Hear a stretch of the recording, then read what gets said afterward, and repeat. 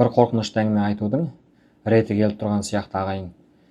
Я осы арзан сүт талқаны, арзан жаялық, арзан қағаз деген нәрселер қаптағалы, осы ауруда қаптап кетті, байқасаңыздар. Себебі осы достық шеңберді ашып қалсаңыз, жылу сұрап жүрген, көмек сұрап жүрген біздің халықтың балалары, орта жастағы кісілер және қариялар болып жатыр. Иә, осындай партияның шұғылалы саясатында жақсы өмір сүріп жатсақ, қарнымыз тоқ болса, ұйқымыз қанса, не үшін ауру сырқау көбейіп кетті деген мәселеге тоқталсақ, негізі осы ауруды сатып алып жатқан сияқтымыз. Яғни арзанның жілігі татымайды дейді. Арзан нәрселерге көп ұрынып жатқан сияқтымыз. Басында айттым, қорқынышты әңгіме айту керек болды деп. Иә, сол әңгімені жалғастырайын. Кеше ғана Бейжің қалалық базар басқару мекемесі бір қағаз жасау зауытының шынайы кәсіпорнын айпырадай ашты. Яғни бұл зауыт болса өнеркәсіптік химиялық қоқсықтарды қайталай синтездеп, мәнерлеп халыққа істетуге ұсынады екен. Яғни әзір қағазды өзіңіз ойлаңызшы, аузымызды сүртіп жатамыз, тамақ жеп болғасын, қолымызды сүртеміз, бет-қолымызды жуып жатқаннан кейін бет-қолымызды сүртеміз, тазалық үйінде де пайдаланамыз деген сияқты. Яғни істетілмейтін жер жоқ. Яғни бұл химиялық қоқсықтарды мәнерлеп синтездегеннен кейін денемізге жанастырсақ, бұл денеге жанасқаннан кейін ауру жоқ адамның ауруын қоздырады, ауру жоқ адам ауру пайда алады, ауру бар адамның ауруын қоздырады деген сөз.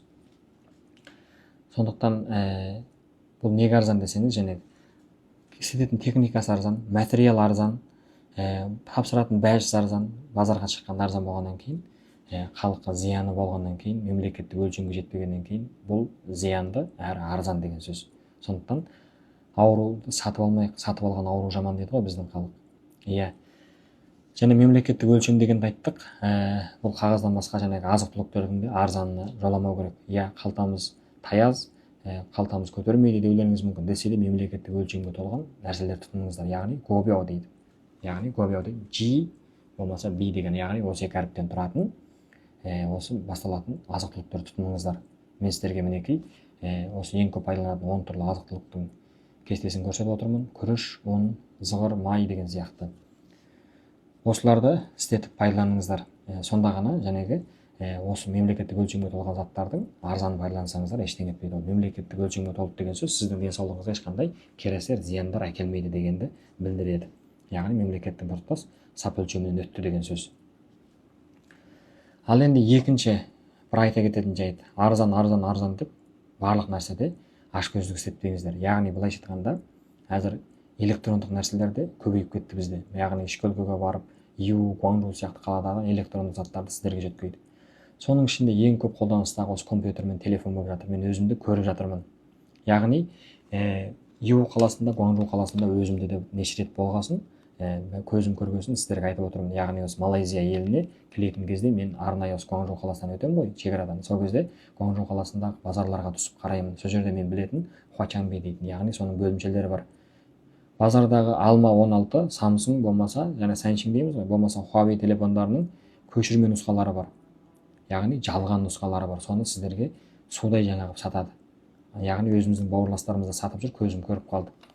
Яғни 16 телефонын әкелдік дейді мысал ретінде. Оның сырты 16 мен алмай тұрғанмен, сырты жылтыр, іші сырты жылтырап тұр, іші қалтырап тұр деген сөз. Сырты бүтін, іші түтін. Былайша айтқанда, ол базарда 9 мың йен, 10 мың йен болып тұр, не үшін ол жерде 2-3 мың йен? Ол жаңағы материалы арзан, техникасы төмен, өміршеңдігі қысқа, одан кейін мемлекеттің сап өлшеміне жетсе де, әрең жетті, қызыл сызыққа нүктеде тұр деген сөз. Сондықтан ол арзан. Ол жаңағы сіз істеткеннен кейін 2-3 күннен кейін, тіпті 2 айдан кейін бұзылып қалуы мүмкін. Оны сіз дағы 2-3 мың йенге сатып аласыз. Ал сол арзан жаңағы сауданың қайнар көздерін сіздің аудандағы қазақ бауырластарыңыз болмаса, Хамзун жолдастар білмей отыр ма сол арзан телефонды әкеліп сізге сатқанда? Сондықтан көп арзан нәрселерге албат ұрына бермеңіз. Яғни жаңағы таш оқып жатқан аға бауыр қарындастарыңыз болса сұраңыз, болмаса тіпті 1-ші класс оқитын ханша білетін балаңыз болса тораптан тексеріп бере салады сізге. Мынау шын ба жалған ба? Сондықтан арзан нәрсе деп жалған нәрсе көрініп қалмаңыздар. Ал енді үшінші бір айта кететін жайт, осы тікелей эфир деген нәрсе әзір бізге таңсық емес қой. Яғни Douyin-дар, Шипинхау деп Жибожендар бар. Осы жерде зат сатып жатқан аға әпеке бауыр қарындастарымыз бар. Иә, осы ішкі өлкедегі заттарды, осы малы сатылмай жатқан, қоңыр қалта, қалтасы таяз малшы қауымға арзан бағада жеткіземіз деген ниеттеріңізден айналдым. Жақсы, саудадарыңыз көп болсын, бай болыңыздар. Десе де бір нәрсені ескеріңіздер, бұл торап заңнан тысқары жер емес деген сөз бар. Иә, жәнегі сіздің сатқан затыңыз мемлекеттік өлшемге әгерәки толмай қалатын болса, бұл сатқан затыңыз заңға қайшы болады екен. Яғни мемлекетіміздің сапа өлшем заңында, заттардың сапа өлшем заңы дейтін заңда, сіз сатқан затты тораптан сатсаңыз болмаса, жәнегі араудан қалалардағы жеке дүкендерге сатсаңыз, бұл байқалатын болса, жаңа адамнан шығын шықпады деген күннің өзінде байқалатын болса, сол затты аз дегенде 3 есеге төлейді екенсіз. Және одан болмаса айыппұл төлейсіз. Жаман айтатын болсақ, тарайсық тар босаға кетіп қалуыңыз мүмкін екен. Сондықтан әр нәрседен ескеріңіздер. Яғни және мемлекеттік өлшемге халыққа зиян жеткізбейтін дәрежеде сатыңыздар. Иә, көпшілік және білмегенді кешпесең білгеннің қайсы деген білмей жатқан адамдар болса, ештеңе етпейді. Алда түзетіп алып, ары қарай жасай беру керек.